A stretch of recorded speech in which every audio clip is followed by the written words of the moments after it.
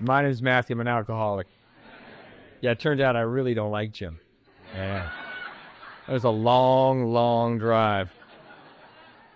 No, it was great. You've been a great host.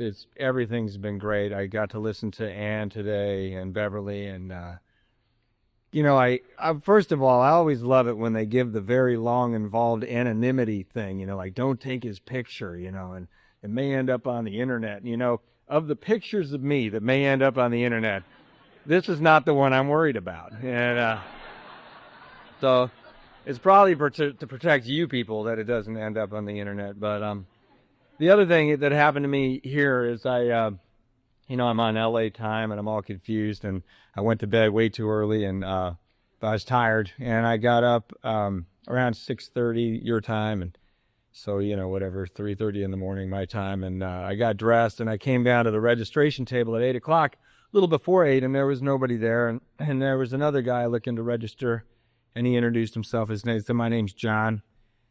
I said, "I don't think anyone's here." And he said, "Well, what are you going to do?" And I said, "I'm going to go to breakfast." And he said, "Let's go to breakfast." And we walked up the street to a coffee shop, and we sat down, and we talked about God. And I'd known the guy for 4 minutes. And I love Alcoholics Anonymous for that. It was very comfortable between us. I hope John's here. John, are you here? No, he didn't like me, apparently. But you and Jim should get together. But I sure liked him. But that doesn't happen to me in any other situation unless I'm drunk. But I love AA, and I'm very, very honored to be here and be able to participate in my sobriety with you people. And I apologize. I had to ask that I leave tomorrow morning because I have little children, and I need to be there for Halloween, and I really do. But I do not. It's not my custom to leave a conference early, but I am a father, and that's important. And you guys gave me that, so suck it up. Anyway, I always pray in my room before I do this that I won't talk a lot about my drinking, so I want to talk about recovery. But Patty O once told me, you got to talk about your drinking so they know they can trust you. And I'll just tell you, my sobriety date's May 16th, 1993, and on May 14th, things weren't going very well. And May 14th, 1993, I weighed 108 pounds. Hadn't had a job in 6 or 7 months. I had literally, as far as I can recall, sat on my couch for 3 or 4 months and held my breath when the mailman came, because I didn't want anyone to know I was in the apartment. And I went next door occasionally because I lived right next door to a liquor store. And I just drank and tried to die in there. I want you to know that I don't come, my parents are not alcoholics. I always feel like I want to honor my parents and say that they were really good people. They were loving.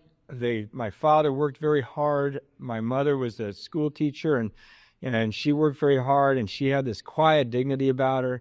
And my father was this great raucous Irishman, but they weren't alcoholics. Both my brothers are an alcoholic. One of them's sober, and I'm the youngest by 7 years. So I did grow up in an alcoholic home, but it wasn't like I've heard about. It was my brother, and I could see that alcohol was his problem. So I decided not to drink. When I saw how much pain he brought to my parents, he got a girl pregnant, and he's always disappearing for a few days at a time and wrecking the cars, and everybody was always upset. So when I was a little kid, I could see that alcohol was the problem, and I decided I'm not going to drink like he is. I'm not going to drink because I could see that. And when in high school, I didn't drink, when everybody else did, because I had this chaos at my house, and it was a secret. But I was the youngest in this big Irish Catholic family, and all of my friends, I had the same 5 friends from first grade through high school, so I went to a small Catholic school, were the youngest in their big Irish Catholic family. So we had kind of a bond. And on my senior year, I think, and those 5 guys, I have to say, I thought they were better looking than me. I thought they were more talented than me. They were better at sports. They were smarter than me. I thought they hung out with me as a favor. For 12 years. They were really nicer than me, too. But I had this just less than feeling that I've heard talked about very much in Alcoholics Anonymous. So that senior night, we had a party at this guy's house right in Hermosa Beach overlooking the ocean sky at a beautiful house, and his parents had left town, and they got a bottle of tequila, and the six of us guys, and they started drinking tequila, and they weren't offering me any because they knew I didn't drink, and I just couldn't take it anymore. I felt so awkward inside my own skin. And, I had acne, and I was really, really skinny, and when they were all playing sports, I was playing my guitar in my room. And so I could do that, but I just felt so awkward and less than and different and outside that I say, hey, I'll have a drink of that. And they poured me a shot of tequila, and I took this shot of tequila, and I love talking about what happened next to you people, because only you understand, like my chest got warm, and 12 years of Catholic school guilt melted out of my shoulders. And my acne disappeared, and I became articulate and funny, and I was cool. Finally, I was cool, and it was great. I went and got a much larger glass and said, could I please have some more? And suddenly I thought, oh, this is why everybody does this. I just saw the chaos it brought in my house. And I drank this tequila, and we all were drinking, and we were having a great time. The 6 guys and no girls and a bottle of tequila. It's a Catholic school party. And, I quickly noticed the no girls part. And I walked down the hall of this big house. I had to go to the bathroom, and it suddenly became like a steamship. It's like rocking. And I don't know why. And I get into the bathroom, and I'm not feeling that great, but I have to go to the bathroom.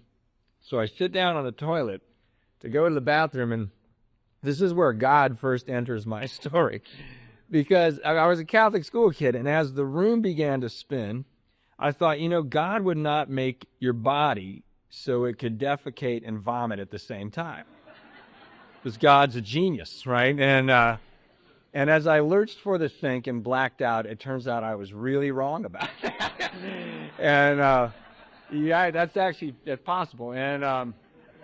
And I blacked out. And the funniest part of this story, it wasn't funny at the time, but I woke up on the bathroom floor in a sleeping bag with my head on a pillow like I had gone camping in the bathroom in the middle of the party. And it smelled vaguely of bleach. And so apparently what had happened is I had passed out in between functions and landed on the floor, and my friends cleaned me up and put me in a sleeping bag and didn't mention it.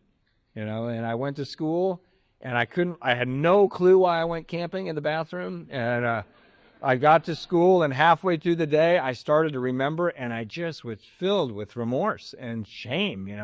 I was shooting for cool, and I don't think you could overshoot the mark farther.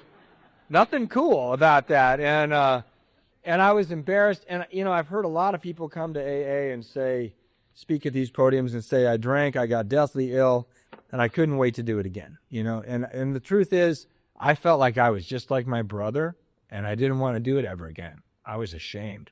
So I didn't drink in high school. I drank one time. That was my first drink.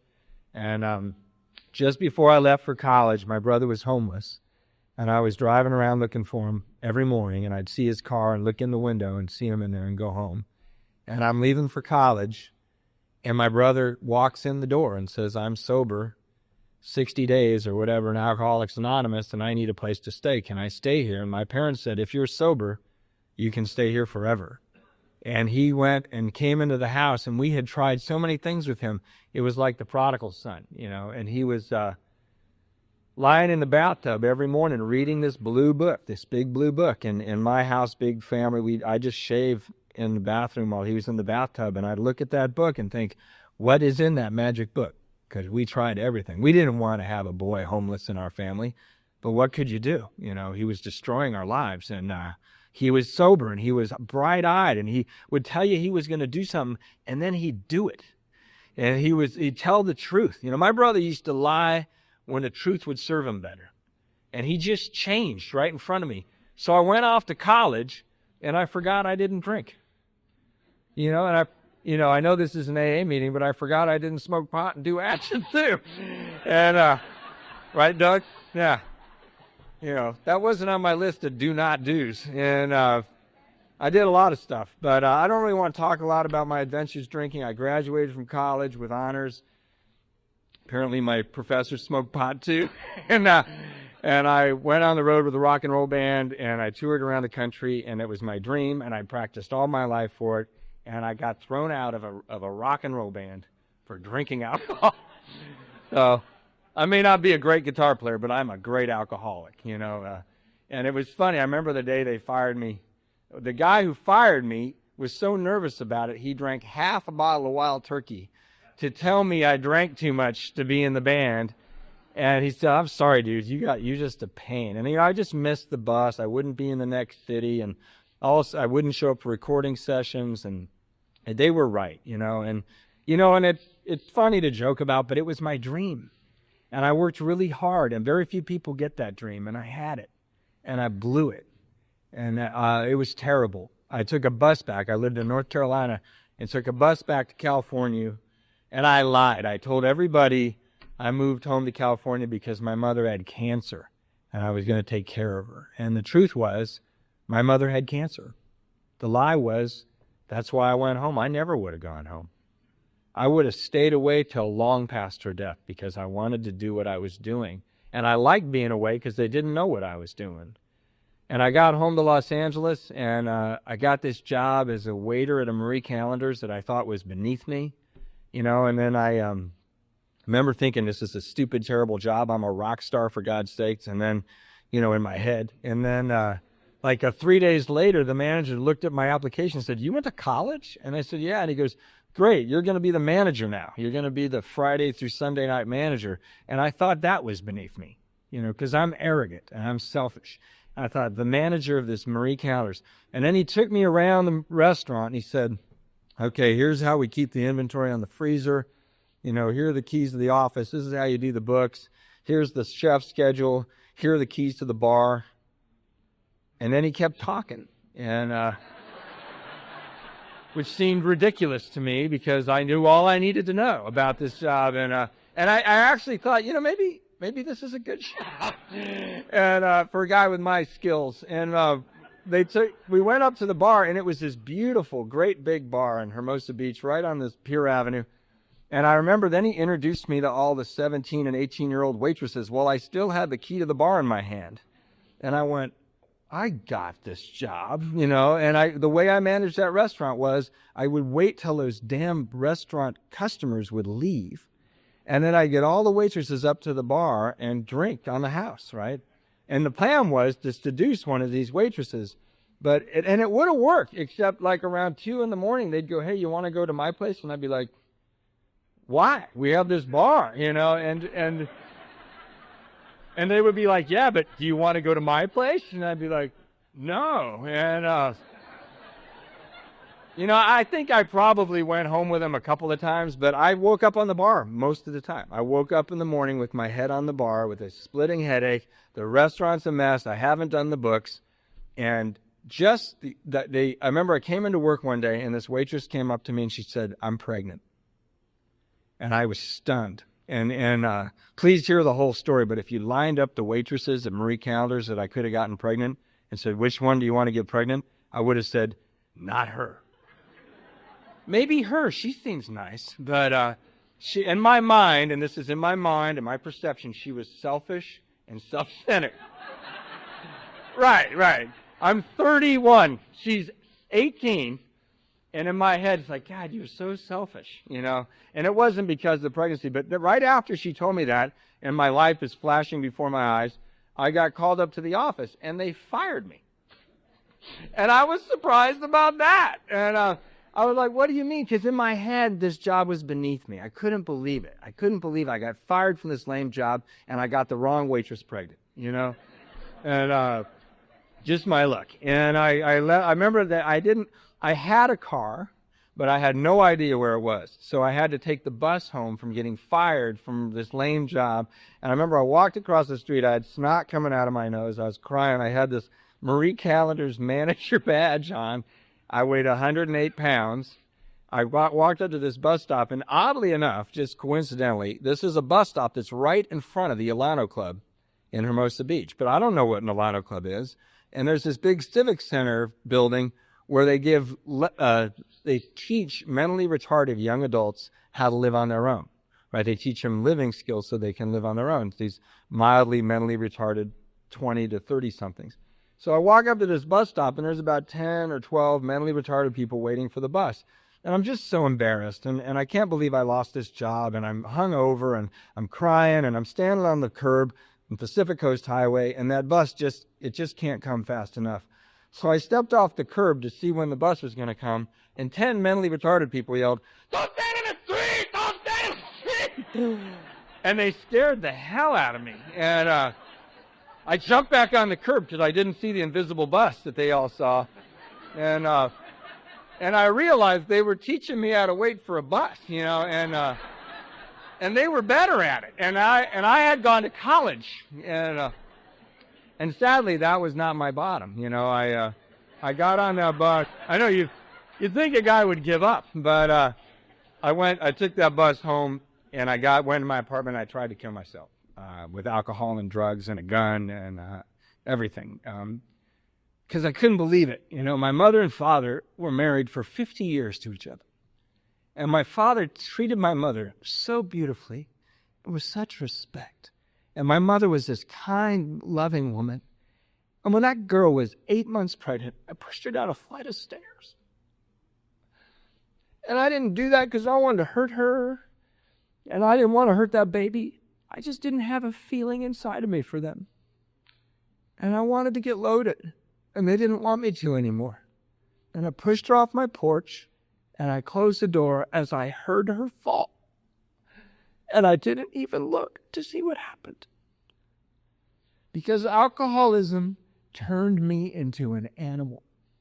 I started out with everything. I had loving parents. I had good direction. I went to this Catholic school. I later found out both my parents worked so they could afford to send us to this school. My father didn't come home till 10 o'clock at night. They gave me every lesson of character and good and evil and a work ethic, and I just pawned it all. I just pawned it all to pay for the party. That's what happened to me. And I just wanted to get loaded. So that's what was happening on May 14th, 1993. And my mother was dying of cancer, and I wouldn't go visit her. I'd call her and think I was going to go visit her when I said, "I'm going to come visit you today, Mom." She lived 2 miles from my house, and as I walked towards the door, I thought, maybe if I just have one drink, I won't be so embarrassed about my situation, and I'll be better. I could speak better to them. I won't, I weighed 108 pounds. Every mirror in my house was covered up with a blanket or a towel because I couldn't stand the sight of myself. And I never made it to the door. I thought I would visit my mom, but I'd go get a drink, and then you know what happens, The sun would go down, and the moon would come up, and then the birds would come out at 6 in the morning, and I'm sitting on my couch holding my breath for months and months and months. So my brother called me on May 14th. He said, "Hey, it's Mother's Day tomorrow," and I think it was around that time. He said, "And I'm going to come get you." He said, "I know you're having car trouble, right?" I can't find my car. In an Irish Catholic family, that's car trouble, And he said, "I know you're having car trouble. I'm going to come take you to Mother's Day." And what he was really saying is, I want you to come, And I said, of course. And I didn't sleep that night, and I was getting loaded, and I got a clean shirt on my dirty body, and I waited out in front of my house for my brother to come. And we went off to Mother's Day, and my mother looked pretty ill. I was a little surprised.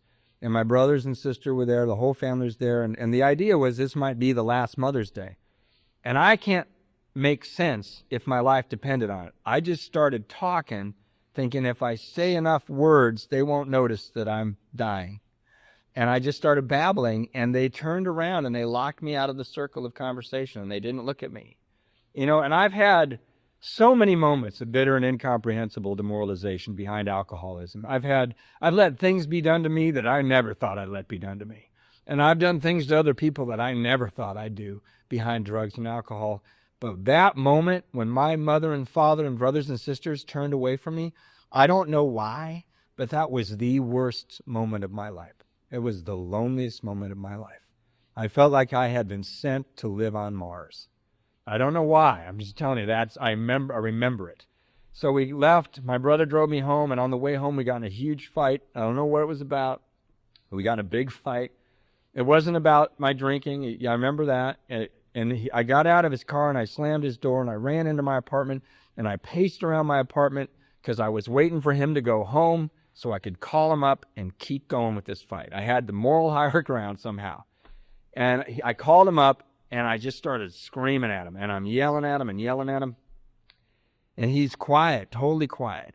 And at the end of my tirade, he paused for a minute and I was quiet. And he said, "You know, Matthew, I think you may have a problem with alcoholism." And I look at this moment as the moment where God's grace came into my life. And I really mean that with all my heart. This was a divine intervention because for some reason I said to him, "Of course I do." And people had been saying to me, "You got to stop drinking. You got a drinking problem. You're a drug addict," for years and years. And I'd be like, "No, man, you're crazy. I know what that looks like. My brother lived in his car. I'm successful." And here my brother said this to me. And I remember exactly what the carpet looked like. I remember the light coming through the blinds because I said, "Of course I do." I did the first step. I admitted it. I didn't know I was doing the first step. And then my brother said something really funny. He said, "Don't go anywhere.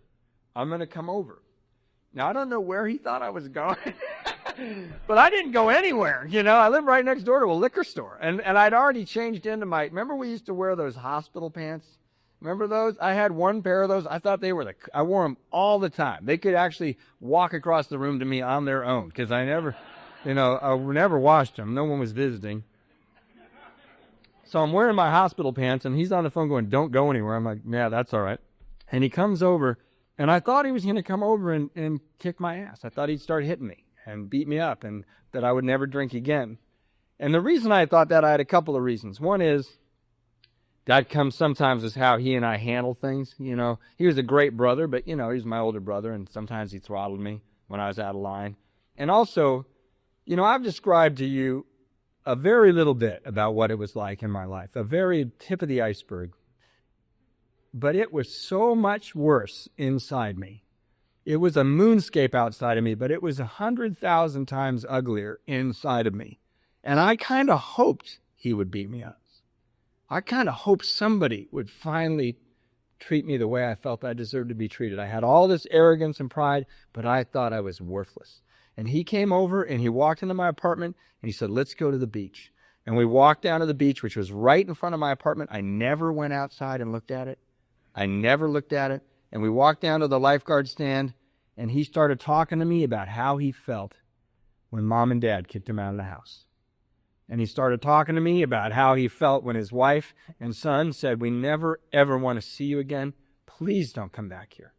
And he started talking to me about how he felt when he lived in his car and he couldn't stop drinking. And he started describing exactly how I felt. And I couldn't believe it.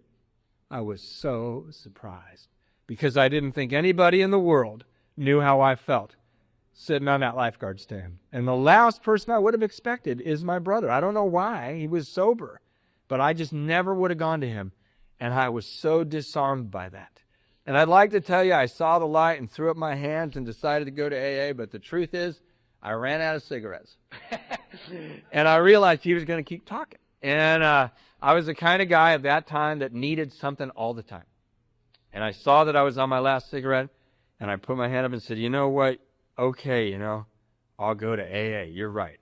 And then my old Irish Catholic sarcastic brother came back into him and he looked at me and he laughed right in my face. He goes, "Dude, AA, you're not going to AA. You're going to a hospital." And I looked right at him and totally seriously I said, "Oh man, I can't do that. I'm busy."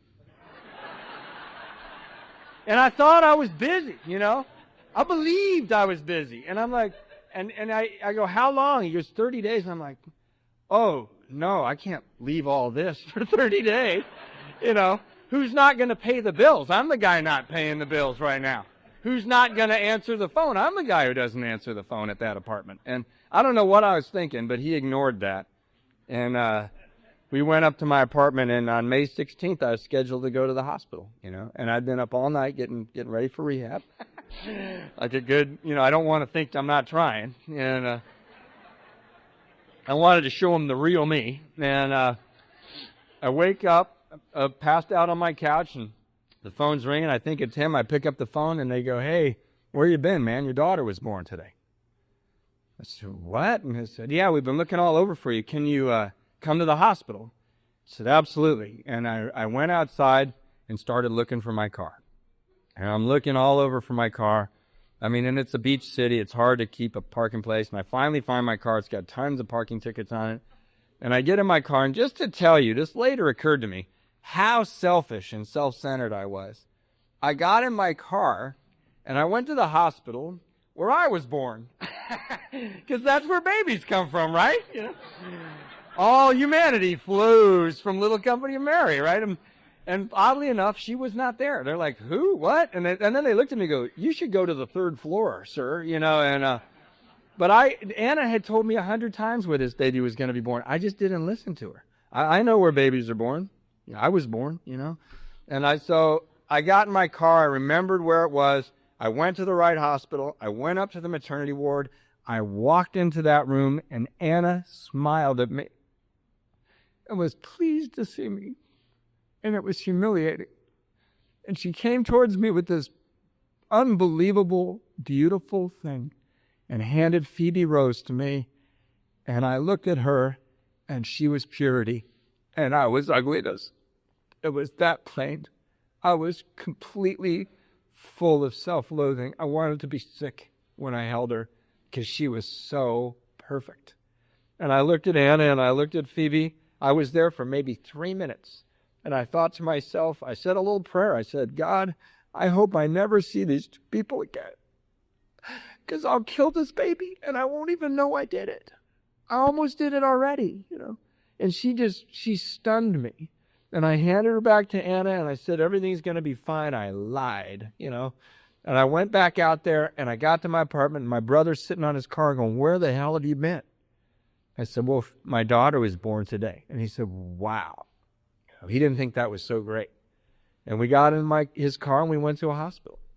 And I remember nothing about that hospital. I remember I gained 47 pounds. That's all I know. I know we did stuff, but, you know, I heard an old-timer. I always wondered why I can't remember much of that hospital. And this old-timer once said something at our meeting. He said, "You know, you come in here at 90 miles an hour, man, you're going to skid for a while." So I skidded right through the hospital, and my brother took me home. And I want to just pause for a second and point something out about this. I think it's very important to me. You know, my brother had a lot of practice thumping me on the chest and calling me stupid. My brother had a lot of practice talking down to me. He was my older brother by 7 years, and that's just how it was. And he did not do that on that lifeguard stand. What my brother did is what's outlined in the big book of Alcoholics Anonymous in the chapter called Working with Others. He did it exactly like it says in that chapter. He told me a little bit about his own story to win my confidence, and it worked perfectly. And then he encouraged me to tell him what was going on with me, and it worked perfectly. And I've been to a lot of AA meetings, and I hear a lot of people say my sponsor thumped me on the chest and called me stupid. And I want to say out loud from this podium, that is not Alcoholics Anonymous, and it never has been. It says all over that book, attraction rather than promotion. Never talk down to an alcoholic. And all I know is my experience. But if my brother had thumped me on the chest and called me stupid, if my brother had beaten me up like I wanted to, I would be dead today. You don't get to be 108 pounds for very long. And he very artfully and very skillfully 12-stepped me.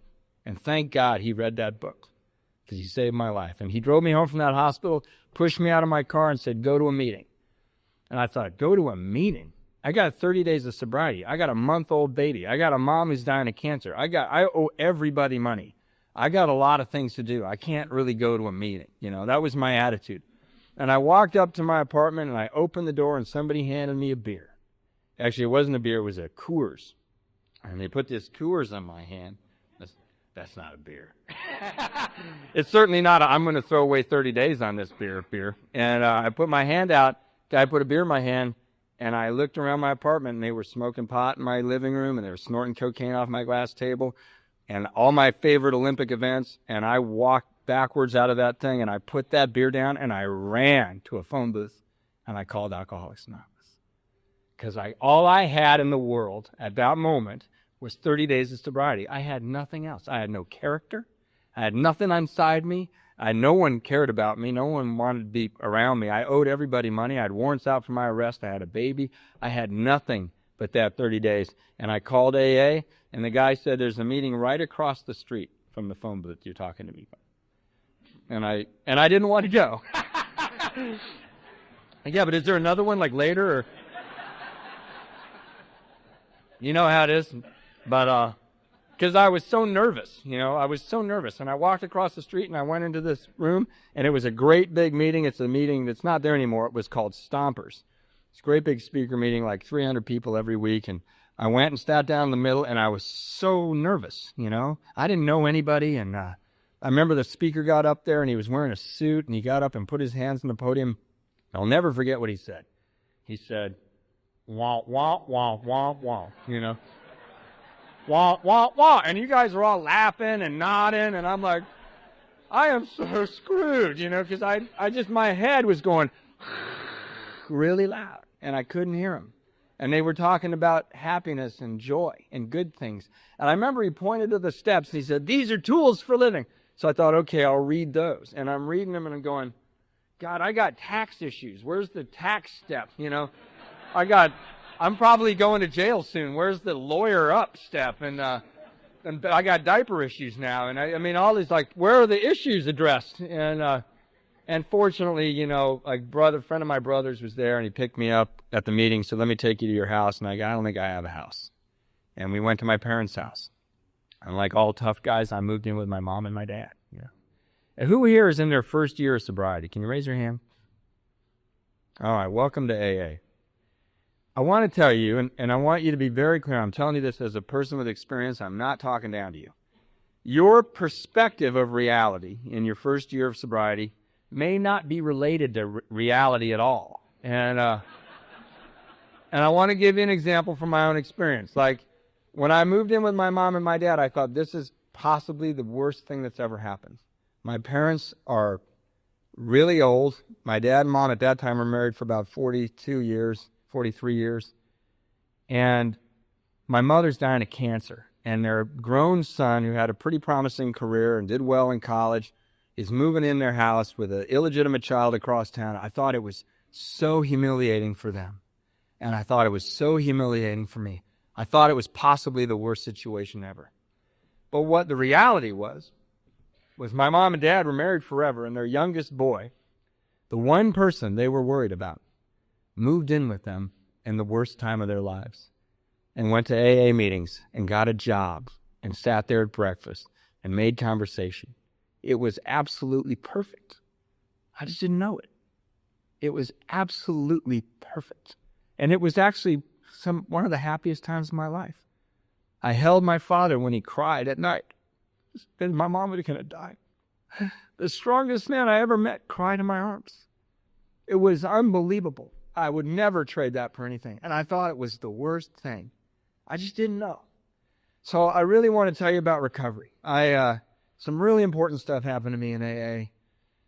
And I never am able to talk about it. The thing about Alcoholics Anonymous is it's so interior, and it's such a spiritual, subtle, uncommunicable thing. You cannot talk about it, that we're forced to tell our stories.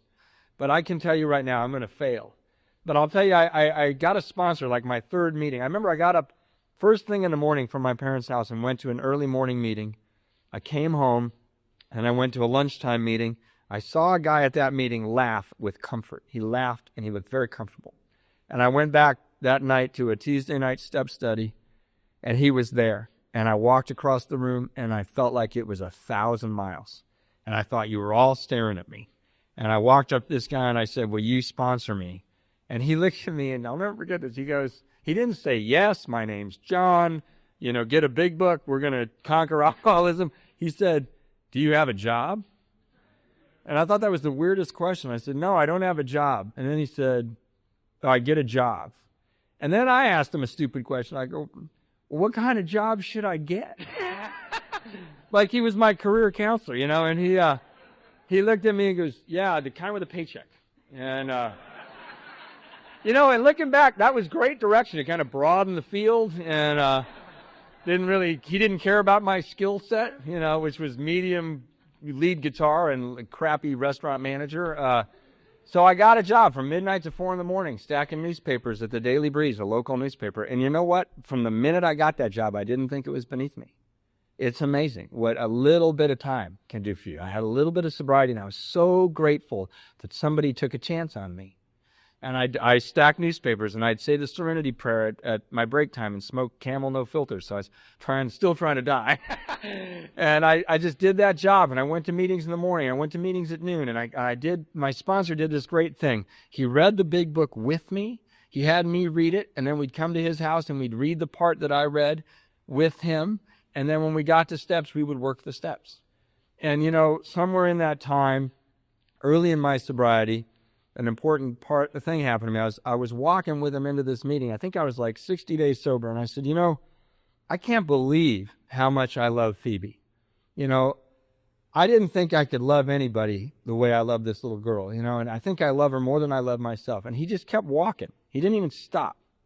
And we walk into the meeting, and he sits down in his regular chair, and I sit down. I'm looking at him thinking, maybe he didn't hear me.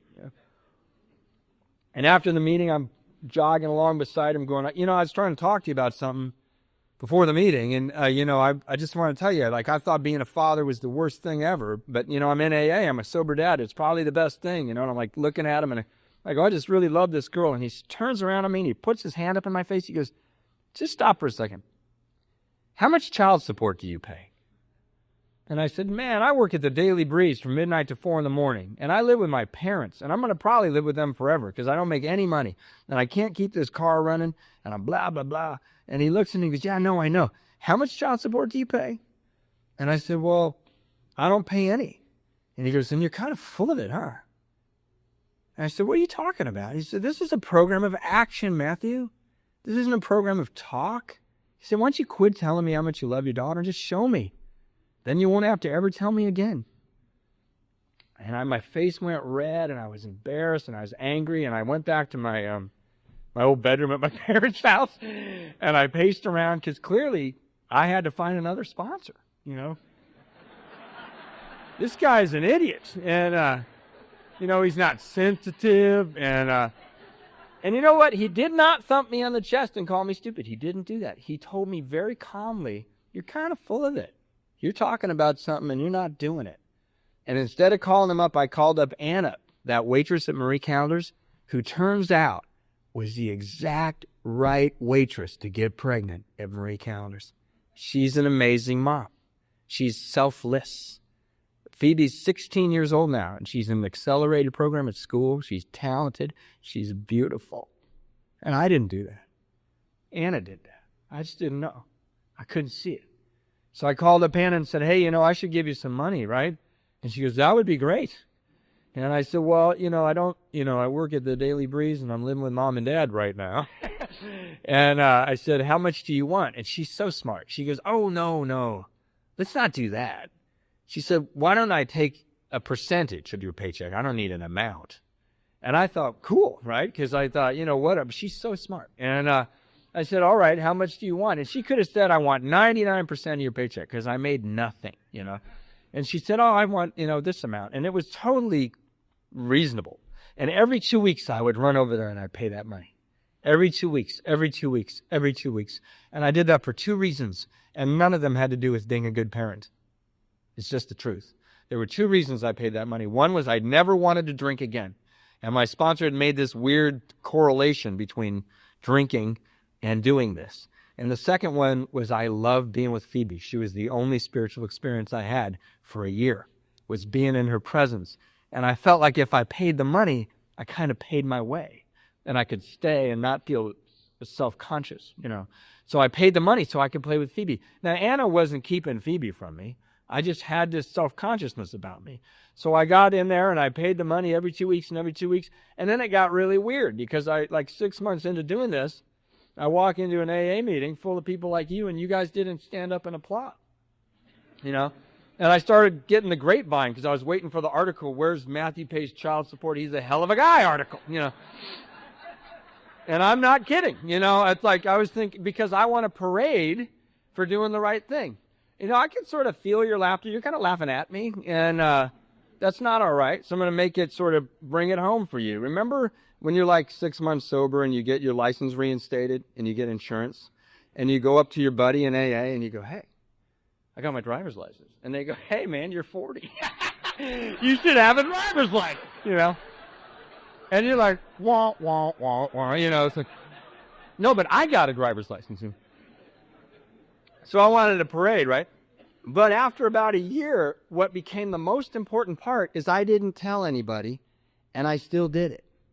Nobody knew, and I still did it every 2 weeks. And Anna was cool. I could take Phoebe anywhere I wanted, anytime I wanted, and I still did it. And after about a year, Anna was getting ready to go to college, and I remember sitting on the floor of her bedroom at her parents' house, playing with Phoebe, thinking, God, Phoebe, I'm going to take you to kindergarten. That's awesome. I'm going to take you to like your first day of first grade. It like dawned on me, you know. I'm going to take you to high school. I'm going to drive you to dances. I'm going to take you to the prom and drop you off. I'm going to try to pay for college. I'm going to know you, darling, for the rest of your life. A year ago, I wanted her to never see me again. I wanted her, for her own good, to never see me again. And a year later, doing action in AA, like paying money and going to meetings and doing the steps, doing a fifth step, and realizing my part in things, I became a little bit cleaner inside. Not a lot, just a little bit. And I couldn't wait to spend the rest of my life with her. And I thought it was an honor. That's what happens here. You know, I got a job. I want to tell you about how I got this job. My sponsor, he said a funny thing. Well, about that amends, I want to say something. It's like, you know, I know paying child support is not an amends. I've made all my amends. I've paid all the money back. I owed thousands and thousands and thousands and thousands of dollars. I owed one guy $15,000, and when I wrote him on my H-step, it looked like $10 million, you know? I wrote his name, and I won $15,000, and it just looked like $10 million because I didn't have it. And I couldn't imagine paying a guy back $15,000. I had lots of other people I owed $600 and $1,000, but this one was huge. So I went to my sponsor and said, I don't think I can do that.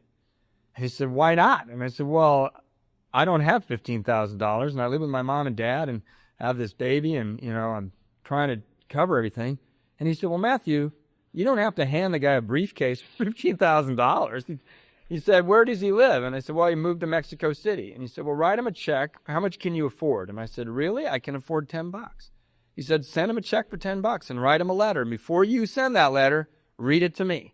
So I read him this amends letter. And it was long because I really, really screwed this guy. And he was a good guy.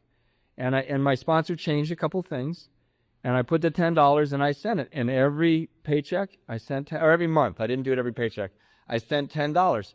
I owed him $15,000. It felt like I was walking up to an empty swimming pool with an eyedropper and going, someday I will swim, you know. And I had no faith that I was ever going to swim, you know, and you know, because the sun evaporates, it's like not working out. And so $10, $10. And then I got better jobs. Who knew? You go to work every day, you get better jobs. And then I started giving him $20, and sometimes I sent him $100, and sometimes I sent him $50, but I always wrote it down in a little book. And sometimes I didn't send him anything, and so there was nothing in the book, and I'd forget and go, oh crap, you know, and send him the next month. Well, I paid the guy back $7,000. It took me almost 7 years, and it's such a funny AA story. He moved back into the country, and he called me up one day, and he said, hey, stop sending me those checks. And I said, why would I do that? And I've paid you less than half. And he didn't know, he had no idea how much I'd paid him. And he said, well, whatever. He said, you have become a man that I didn't know you were. He said, I always thought you were a great guy. And I don't know what you're doing over there in AA, but you have paid me back. And I made the mistake of calling my sponsor. Doug knows my sponsor. To brag that I had paid all the money back, right? And my sponsor was so funny. I'm never going to be this cool as a sponsor. He goes, really? Wow, really? And I said, yeah. And he said, that's that guy you paid $10 a month to when you live with your mom and your dad. I said, absolutely. He said, wow, that's weird. He said, now, you know, you got a great life. He said, hey, Matthew, you want to stop doing what's working? That's cool. I was like, this guy is a bad financial advisor, you know, and Why do I call him? So I called Larry back and said, I'm sorry, I've got to pay the money. And my father passed away. My mother died in my arms. My mother died in my arms. And I was a son. I wasn't an alcoholic lost. I was a son. And you guys gave me that. And my father followed her. He died of a broken heart. He died in my arms. And he didn't die in my arms. He died right in front of me. I was standing right there. And he left me some money, and I knew what to do. I wrote a check for $8,000, and I put it in a FedEx envelope, and I sent it to Larry. And Larry called me up, and this is a true story. Larry called me up, and he said, Matthew, you are not going to believe this. He said, I'm looking at my wife. We're talking about our future. We just found out we're going to have another baby. And we're trying to buy a house in this neighborhood we live in, but we were just about $8,000 short of a down payment. And the FedEx man came. He said, and your check is here. So the flake, the loser, the animal, got to help the guy with perfect credit buy a house with his own money. Whatever. But, my sponsor, I told that story at my home group, and my sponsor goes, with his own money? My sponsor knows how to F up a good story, I'm like, yeah, that's true, but that's not my white horse just fell out from under me. And but you know what? The reason I tell you that story is because I don't know if I would have had a drink again. I don't know if I hadn't told my sponsor the debt was forgiven. If I just said, okay, Larry, I won't send you any more checks. I have no way of knowing if I would have had a drink again. But I know exactly that I wouldn't feel this way, and I wouldn't live this way. And I'd pay $8,000 a week for this. I'd pay for the rest of my life for what I got inside me. I am clean inside.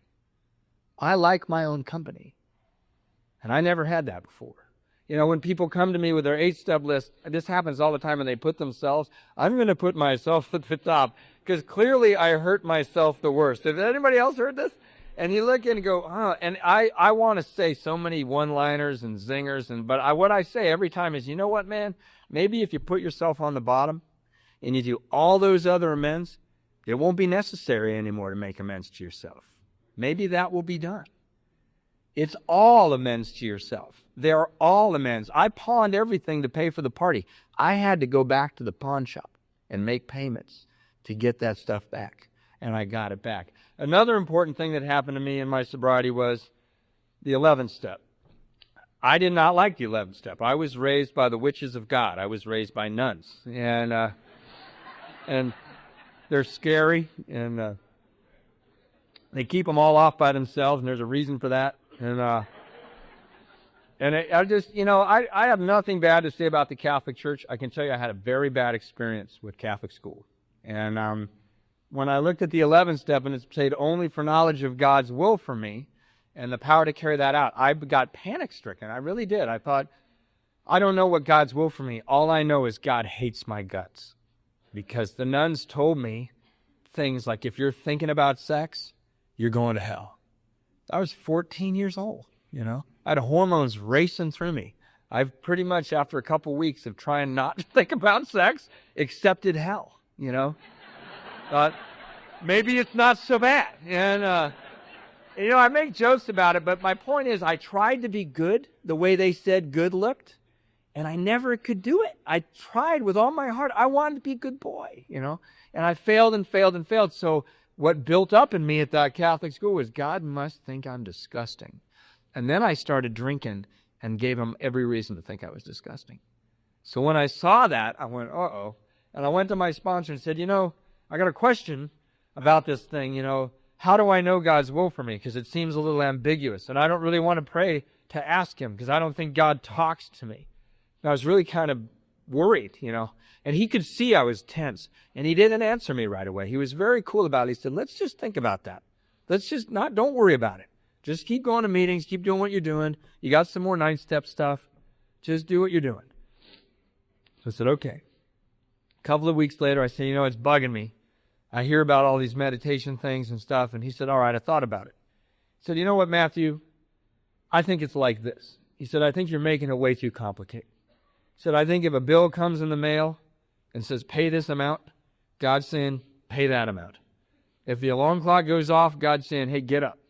If the baby's diaper needs changing, God's saying, time to change the baby.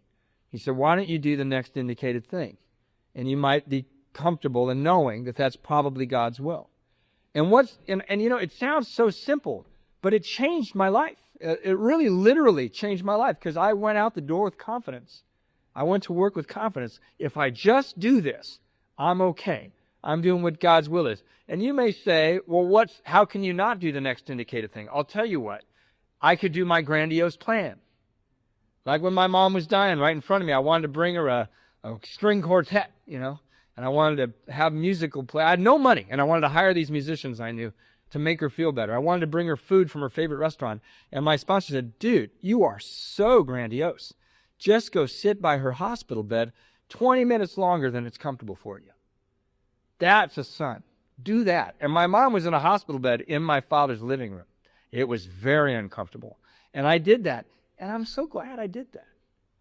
But I started doing the next indicated thing. And I got this job. I'd love to tell you this. I have to tell you how I got this job. It's AA, man. I was telling my sponsor, I'm praying that prayer, relieve me of the bondage of self that I can better do your will. And my sponsor said, that's great. Prayer is great, Matthew. He said, but what you really want to do is action. Why don't you help God out, relieving you of the bondage of self? I'm like, how do I do that? And he said, why don't you do stuff for people and don't tell anybody? Why don't you try to do something good and get away with it? That's how you do it, action. So right after this conversation, we walked into the men's stag and we asked for people from out of town. And this guy raised his hand and said, my name's Kevin. I'm visiting from Australia and I'm going to be here once a month. I'd love to be part of your meeting.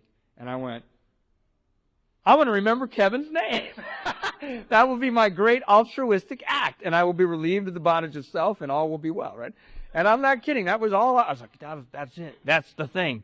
And a month later, I'd forgotten all about Kevin, right? And I'm talking to my boys, and in walks this guy, and I look around, and it was like a high school dance. I ran across the room. I'm going to say hi to Kevin, And I get across the room, and I walk up to him, and I said, Kevin, welcome back to the greatest meeting of Alcoholics Anonymous in the world. And he looked at me, and he said, how did you remember my name? He said, how do you know my name? And I said, you said it a month ago, and you said you were visiting. I thought it must be hard visiting from other countries, and this is a great meeting, and I just want you to know you can feel welcome here. He said, wow, that really impresses me. He says, what do you do for a living? I said, well, I stack newspapers at the loading dock at the Daily Breeze, and I'm very fulfilled. And he said, well, come outside and talk to me. So I went outside, and he gave me his card, and he was vice president of this big international airline. And he said, come to my office and bring your DMV and wear a suit. Come tomorrow. I said, all right. So I put on my newcomer suit, right? I had a black suit with brown hush puppy shoes because I didn't have any black shoes. And I was really nervous about my shoes. And I brought my DMV, which was like thicker than a phone book, and all the DUI. I got arrested 3 times for 1 DUI. That's how lame I am. And I couldn't quite get that crap together. And I got to the office. And I walk in, and he opens the door, and he looks down at my shoes, and he starts laughing. So now I'm really uncomfortable, because he's in AA, right? And he's like, perfect, And he introduces me to this amazing, beautiful Hawaiian girl who's the human resources person.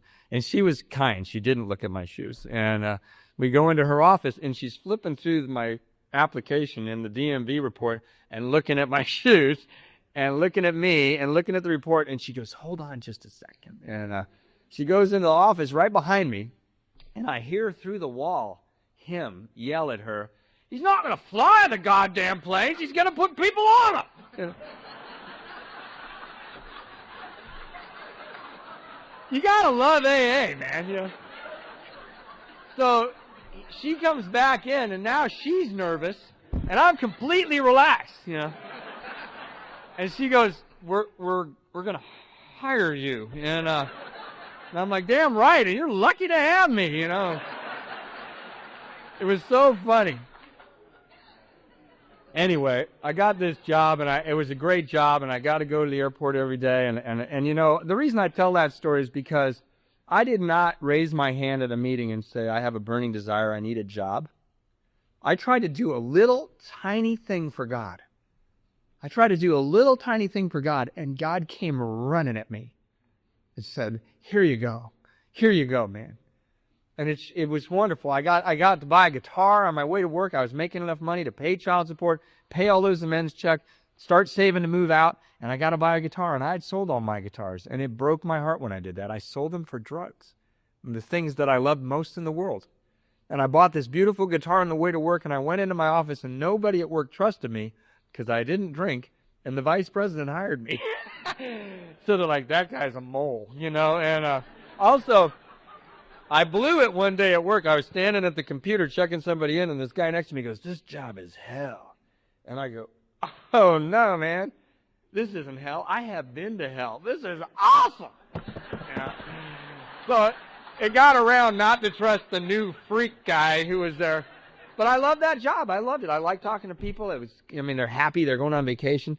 And I'm standing there with this guitar, and I'm dying to show somebody. I look around the office, and I'm not the cool guy at work. I got no one to show. And I've been the cool guy at work before, and I always got fired. So it was all right with me, and I just put it in my locker. And on my way out that night, it was 10:30, and at LAX, the employees take what's called the D bus to the D parking lot. So I'm standing by the D bus parking lot with my guitar and my brand new Taylor Dan Crary acoustic guitar. Great guitar. If you play guitar, you're jealous of me now. And I'm okay with that. And I'm standing there with this guitar, and I'm dying to show somebody, and this woman walks up next to me from British Airways, and I turn to her and go, hey, can I show you my new guitar? And she looks right at me, and she goes, I do look at strange men's guitar. And then she looked straight ahead, and I thought, wow, that's weird. And the bus comes, and unfortunately for her, the bus was full. So we got on the bus, and we're pressed against each other. We got a guitar between us, but we're right here. And I'm thinking, oh, okay, calm down. I made her uncomfortable. So she's reading this book, Surprised by Joy by C.S. Lewis. And I said, oh, I read that book. And she said, well, cut to the chase. Do you believe in gods? And I almost spit on her because I went, God save my life!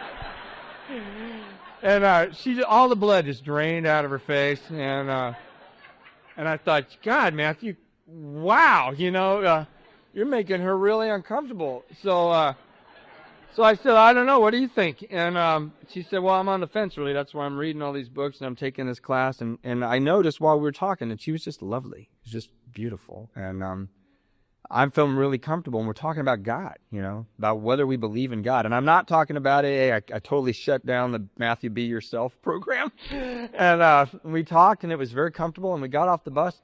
And as we got off the bus, I said, hey, why don't we forget about this car? Would you like to have dinner with me? And she looked at me and said, no. She said, oh, that's it, right. Look at my guitar. I've read that book. I should be able to wait for the bus. You're hitting on the I'm like, wow. And she storms off, right? And I went to my car, and I knew that I had grown spiritually because I went to work the next day, and I didn't tell anybody she was a lesbian. Right? I mean, that's like nobody's business. I'm okay, you're okay, we're okay. And I'm not kidding. I'm sorry, but what I mean is, I had a spiritual awakening as a result of the steps of Alcoholics Anonymous, and I liked me. And I didn't have to say something about somebody else who rejected me, and I was pretty clear that I had made her uncomfortable through things that I had said. I had said the wrong things, purely innocently and by accident, but it was an unfortunate event, and it had nothing to do with the quality of person she was. And by the way, I'm fine with lesbians. I had a lesbian. I told this story at a meeting years ago, and this lesbian comes up and goes, I'm a lesbian. I said, that's great. She said, you know how I know I'm a lesbian? I said, no, how do you know? And she goes, I'm not attracted to you. So, helping women around AA discover their sexuality. It's my specialty. But anyway, I went to work the next day, and I didn't think about it. I really didn't. I worked my job, and I walked up to that bus stop the next day, and she was standing there. And I thought, uh-oh. And so I turned, and I looked straight ahead and thought, I don't have a guitar. Maybe she won't recognize me, And she tapped me on the shoulder, and she said, I've been thinking, and I think maybe I was rude to you last night, in this beautiful British accent. And she said, would you miss this bus and have coffee with me inside?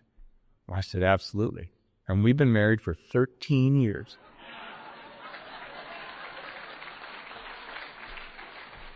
That's right, I converted a lesbian. Miracles happen in Alcoholics Anonymous. No, you might be listening to this story going, what has this got to do with AA? And I want to tell you, this has everything to do with Alcoholics Anonymous. My wife is the great gift of my sobriety. She is the great gift of my sobriety.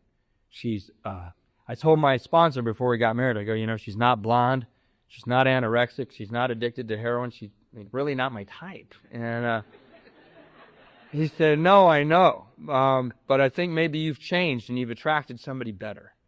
And that was true. My wife is confident, she's intelligent, she's self-sufficient, and after 13 years of marriage, I get thrilled sitting next to her. I've never lied to my wife. I can look you all in the eye and say that. And there isn't a woman I've dated that I haven't lied to. Because I was never enough. I had to make something up. But I'm enough now. That's spiritual awakening. I'm totally okay with me. And she's all right. She doesn't need me. I always needed you to need me, or I didn't think you loved me. And when I married that woman, we got married in Crystal Lake, Illinois, because my wife, the kind of person she is, she said, your mom's not going to live much longer. She's from Chicago. You have that house in Crystal Lake. Why don't we get her to go home? Why don't we have you get married on the lawn of that house? That's how she is. And we got married on this big lawn in this house in Crystal Lake, and there's a little pier there. And before she came down those steps and walked across that lawn to marry me, I walked out on that pier, and I looked up at the clouds, and I said, thank you, God. Thank you, God, that this is the next indicated thing to do today. Because the next indicated thing isn't always a dirty diaper and an alarm clock and a bill. Sometimes the next indicated thing makes your heart blow up in your chest with joy. And I've had that over and over in here. I go to these panels in God knows where, and I don't know why until I'm driving home and I'm filled with the Holy Spirit. I walk into my house and my kids look better when I do service work. I had 2 kids with Philip, and with both of them, I was in the car with her and I went to the right hospital. It's a totally different experience. And those are moments where your heart blows up in your chest. Those are moments of great joy. Now, I want to be honest with you, and I'm going to talk for just a few more minutes. But I don't like it when speakers come up to the podium and say, I came to AA, I worked the steps, and sunshine started coming out of my ass, Because I just have not seen that in Alcoholics Anonymous. I have looked. You have to use 2 mirrors. It's very complicated. What I'm trying to say is, life has happened to me. My parents died when I was sober. Things happen in AA. I've had wonderful, wonderful moments of sublime. I've had horrible, horrible moments of fear. And I want to tell you that when we were married for 6 years, so 7 years ago, I walked in my house and I found my wife on the floor. And she had a massive stroke. And ever since that day, my wife has been brain damaged and paralyzed. And I saw her on the ground, and I looked down at her, and I ran up to her, and I could see she had a stroke. Her face was all distorted, and I said, I'm going to call an ambulance. And I called an ambulance, and I sat with her, and the room just went into slow motion. I don't know what happened to my children. I walked out the door and got in that ambulance with my wife, the love of my life. I got in that ambulance, and on the way to the hospital, I called my sponsor, and I called my sister. My parents were dead. And I called her parents in the United Kingdom, in England. And I got to the hospital, and they looked at her, and they said, we need a helicopter. And I live in a big city. I live in Long Beach. We have 2 huge hospitals. And they landed a helicopter in Catella Avenue, the street that Disneyland's on, and blocked it off to fly my wife to UC Irvine because they thought she wasn't going to live. And I flew in this helicopter, so I went to one hospital, I flew to another hospital, night fell, they were going to do this great operation on her, and it failed miserably. They couldn't do it because of the nature of her stroke. She tore her carotid artery. And I walked out of that ICU, lost and alone, at 1 o'clock in the morning, and it was full of people from Alcoholics Anonymous. The waiting room was full. They had found me. I went from one hospital to another in a helicopter, and they figured it out. And the message was really clear. The message was, Matthew, you're not going to be alone through this. We're going to do this with you. And I had never felt so alone in my life. Now, I want to return the favor to John and tell him about a spiritual experience I had in Alcoholics Anonymous, because I don't think we should ever shy away from talking about God here. So it was a weird situation. When my wife had that stroke, I had just gotten a job I'd been trying to get. I'm a drug dealer. I'm a pharmaceutical salesman. I'm getting my money back. And I just gotten this job, and I had to go to training in Chicago in 10 days. And my wife's in ICU, and I'm like, forgot all about it. I'm just laying there in ICU, holding her, listening to doctors, getting confused, freaking out. And I go to my sponsor and go, man, I got to go to Chicago in like 3 days now. I guess I should call and tell him I can't go. And he goes, why can't you go? I said, well, my wife's in ICU. And he said, why don't you go be a worker among workers? He said, look, half of Alcoholics Anonymous is living at that hospital. He said, why don't you go to Chicago and not tell anybody there that your wife had a stroke a week ago? And I looked at him and thought, you are insane, you know. But what came out of my mouth was, yeah, okay. Because he always told me the truth. And I thought, this must be right. It feels absolutely wrong to do this. And I thought about it for 3 days, and I went back and forth, but I never called him and told him. So I got on that plane with my wife's blessing. But my in-laws thought I was nuts. But I went to Chicago, and I worked and I worked and I worked like my life depended on it, because we just lost half our income. And I called my wife every 3 hours, every time I had a break. And my cell phone had 10 and 15 messages every 3 hours. No exaggeration, from you guys. I looked at your wife today. She looks really good, man. I fed your kids. I hope you're not upset, but we wrapped the Christmas presents we found in the closet. We put up your Christmas lights. How could I drink? I was 3,000 miles from home in a strange place, and I couldn't drink because I would have had to push you all out of my way to get to the sports bar where everybody else is going. And I went up to my room and I prayed for my wife. I just prayed that she lived.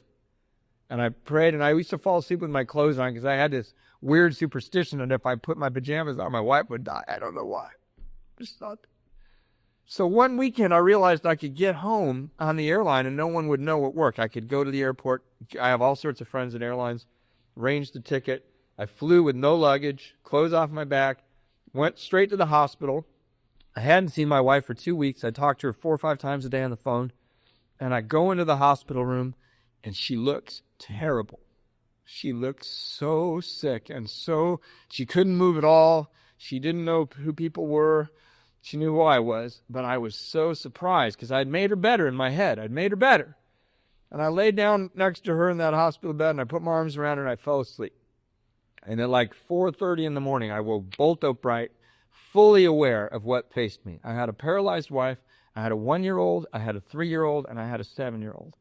I had a new job that I was quickly realizing was way over my head, and my wife was never going to be the same ever again. And I looked at her, and I got out of bed, and I was so afraid. I hadn't had this kind of fear sober ever. And the nurses left me these little soaps and shampoos and stuff. They knew I was coming, and I was the guy who was always on the phone. And I got that stuff, and I gathered it up, and I walked down the hall to the showers. And every step, I thought, I'm not going to be able to do this. I can't make the walk. I'm going to have a nervous breakdown. I could taste the fear like metal on the back of my tongue. That's all I can say to explain it. And I walked into this big orthopedic shower. It's at 4:30 in the morning. I took all my clothes off, and I turned that shower on, and I got down, and I prayed to God. And I said, God, you don't have to make my wife well. You don't have to give me a bunch of money, but I need a little power. I need a little, because I've got nothing, and I can't do this. I am not up to this. And I stood up, and nothing had changed. I was cleaner, but I was full of fear and the metal in my mouth, and I'm shaking, and I felt like I'd taken a noodle to a knife fight. I was like, well, so much for that prayer stuff. And I walked back out, and I'm walking down the hall, and I'm thinking, oh my God, I'm going to have a nervous breakdown. This is what it feels like. And I walk into her room, and I looked at her, and I couldn't see her. It was too dark, so I sat down in the chair next to her bed, and I started feeling her. I could feel my wife. I could feel her presence next to me. And I thought, wow, I wonder if this is like the sixth sense of really being in love with somebody. I know she's here. I wonder if I were blind and I was in a big house and I walked around, if I'd be able to find her. And I thought I would. I just had these weird curiosities. And I stood up and I put my hands on the side of her bed and I looked out this great big picture window. and looked out, and there were all these trees, and it was really dark. The sun was barely coming up way behind me. And I could see these birds, like these silhouettes of these birds jumping around. And I got kind of surprised, and I thought, whoa, it was breathtaking. I thought, the world is a beautiful place. Had that thought. And I looked down at my wife, and she has this real pale Welsh skin, and she was glowing. She looked like just beautiful. And I looked at her and thought, oh my God, I love her. Oh my God. And there was no fear. It was completely gone. And I realized I had great love in my life. I was not alone. And all I had to do is the next indicative thing. And that fear has never returned in 7 years. Now, I won't lie to you. It is very difficult taking care of someone who has brain damage that you love. It teaches you the definition of powerlessness every day. But we have a happy life. We laugh our asses off. I'm going to put it this way. I used to get really mad at AA meetings when I'd come to a meeting and the guy would come up to me and say, don't leave before the miracle happens. Do they say that out here? What the hell? And what are you going to say to that? You go, okay, right. And then you do a fifth step and you're like, I am in AA. And you go in and some jerk goes, don't leave before the miracle happens. And you're like, I want to kill you. Yeah. And then you get a year chip. And at your year chip, somebody says, don't leave before the miracle happens. I'm like, what is the miracle? I thought these were it. And that's not it. That's not it. I know what the miracle is. I know now. I came here an animal. I pushed a pregnant woman down a flight of stairs and I didn't have a second thought about her. I was an animal. I dressed my beautiful wife every day, and I can't believe my luck. I'm a human being now. That's a miracle. Thank you for having me.